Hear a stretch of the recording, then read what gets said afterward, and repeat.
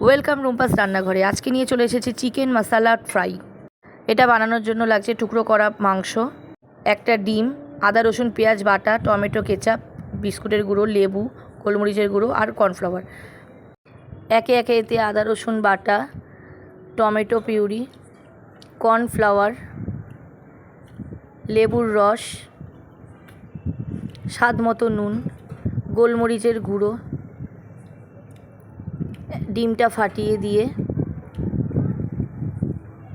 বিস্কুটের গুঁড়ো দিয়ে, সামান্য পরিমাণ তেল দিয়ে ভালো করে নেড়ে চেড়ে মেখে কিছুক্ষণ রেখে দেব।